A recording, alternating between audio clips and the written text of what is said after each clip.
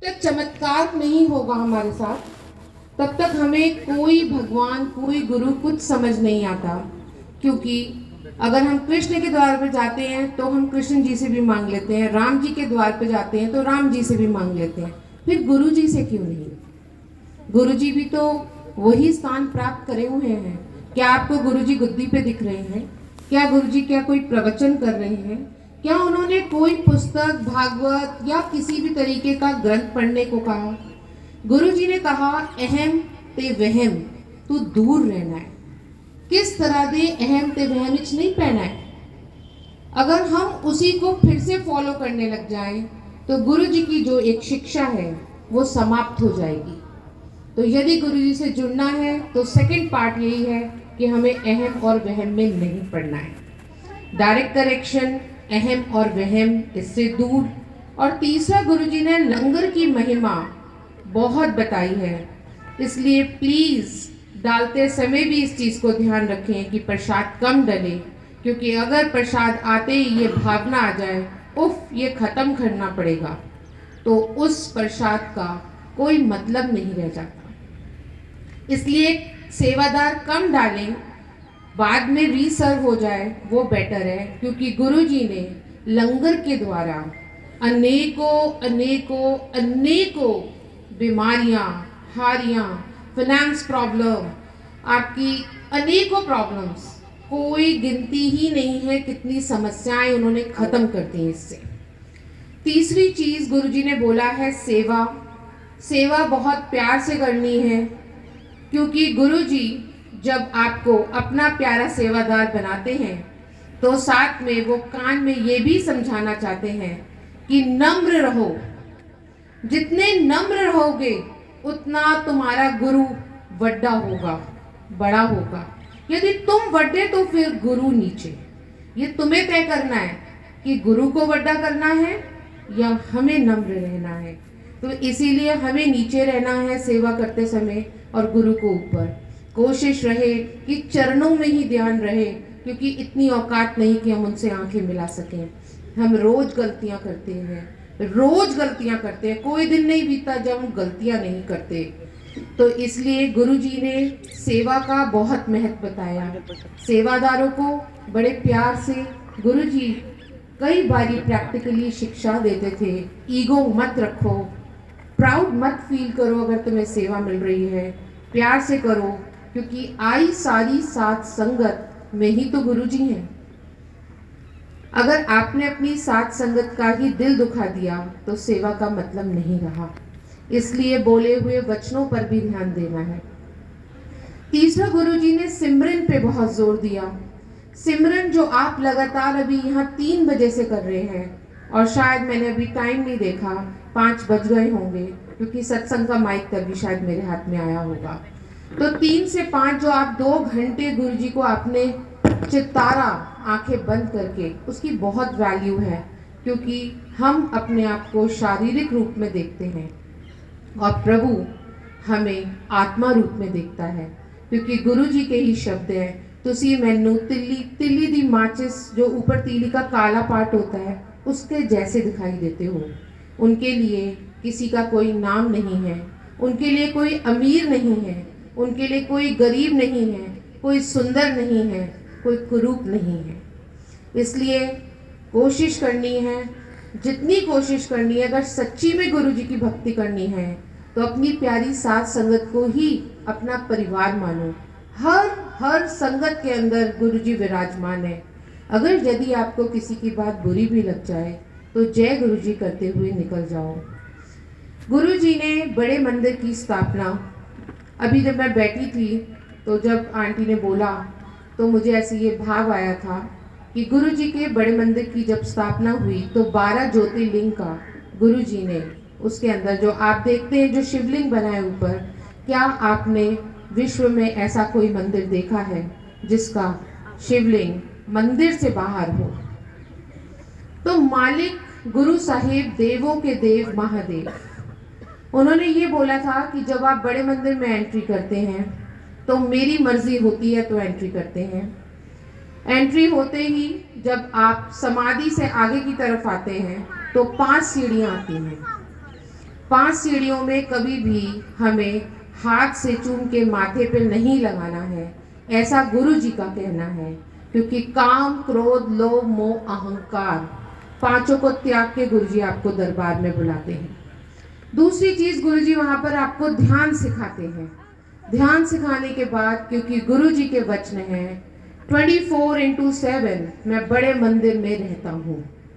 यदि आप परेशान हो, आपका मन नहीं लग रहा, आपको कोई विपदा है, तो मेरे पास दौड़े चले आओ। मैं 24/7 बड़े मंदिर में रहता हूँ। सबसे पहले वहाँ पर आपने पांचों चीज़ों को छोड़ा, फिर आपने ध्यान लगाया। ध्यान लगा के आपने गुरु जी को समझा।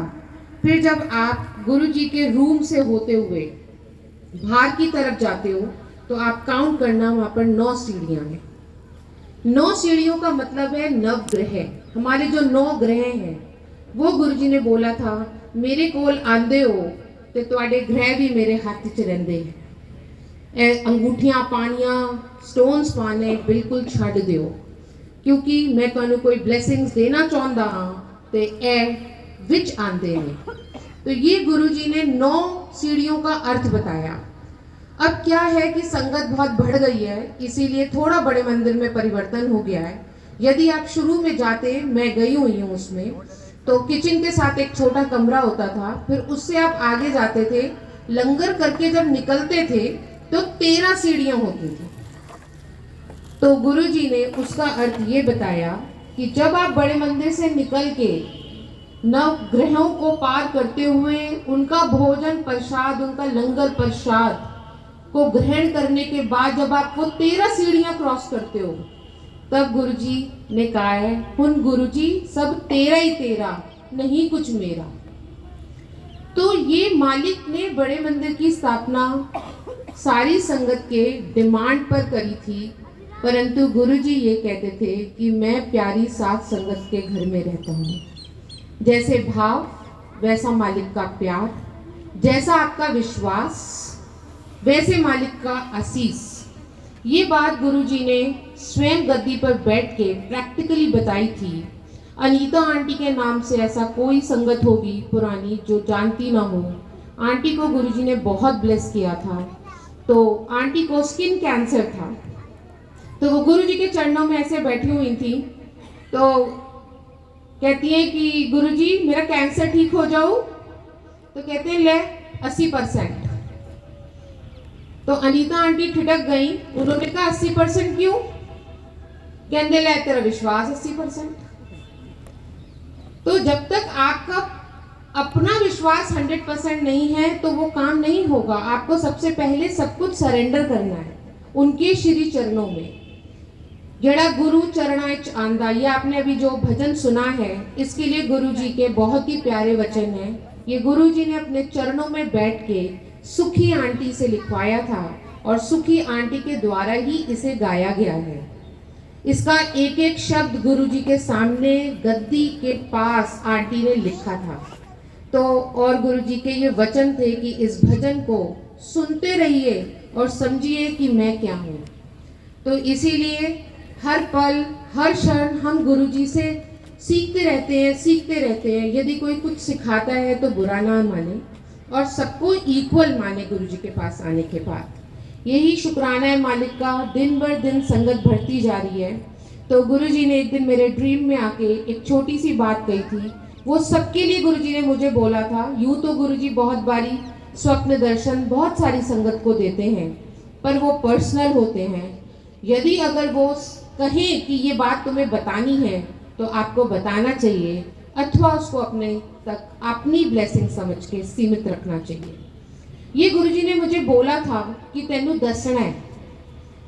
उसमें गुरुजी ने मुझे ये बताया था कि ऐसे ही मैं माइक लेके सत्संग कर रही हूँ और गुरुजी मेरे पीछे खड़े हैं। तो गुरुजी कहते ले इन्हां दस, गुरु नू मनना आसान पर गुरु दी मनना बड़ी मुश्किल। तो गुरुजी को मानना तो बहुत आसान है, पर जो उनके बताए हुए रास्ते हैं उस पर चलना बहुत मुश्किल है। और 3 बातें उसके अंदर विशेष हैं, पेशेंस, लव एंड परसिवरेंस। अगर हम इन तीनों चीज़ों को फॉलो करेंगे, अपने आप हमारा राइट पाथ होता जाएगा गुरुजी के पास। और गुरुजी हमेशा एक बात बोलते थे, ये रघुवीर अंकल ने मुझे आगरा मंदिर में बताई थी कि गाविए सुनिए, मन रखिए पाओ, दुख पर हर सुख घर ले जाओ। जो गाविए सुनिए, जो भी आपका भजा आपने सुना, साथ में गाया, गाविए सुनिए, मन रखिए पाओ।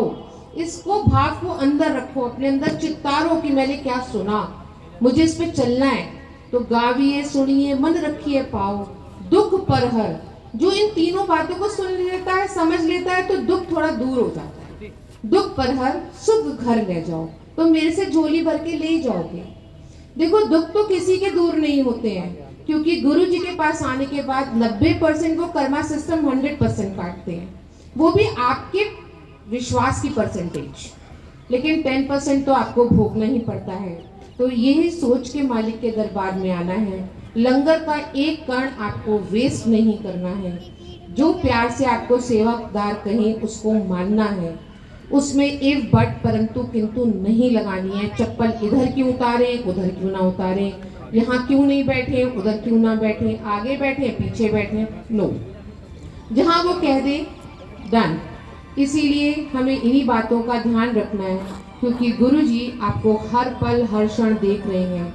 अभी की बात है, बिल्कुल 4 दिन पहले सत्संग सुना है यूट्यूब पे।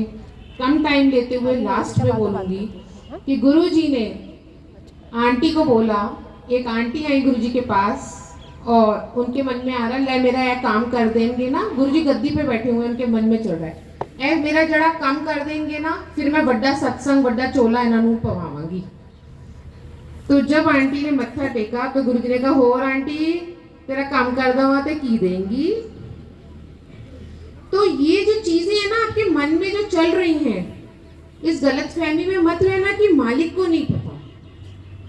वो एक एक, मैंने आपसे बोला, एक एक संगत के रूप में हमारे पास विराजमान है। हर संगत को ही वो रूप जानना है। और ये गुरु नानक देव जी की हर जगह वाणी में रखा है कि कोई दीप जलाने की जरूरत नहीं है। ये सब लो है, ये दीप की लो है आत्मा रूपी, ये सब में जल रही है, तभी हम चल रहे हैं। तो इसलिए मालिक तेरा शुक्राना है, तेरा शुक्राना है मुझे सेवा बख्शने के लिए। किए गए सत्संग में यदि कोई भूल हो मालिक तो मुझे क्षमा करना। जय गुरु जी।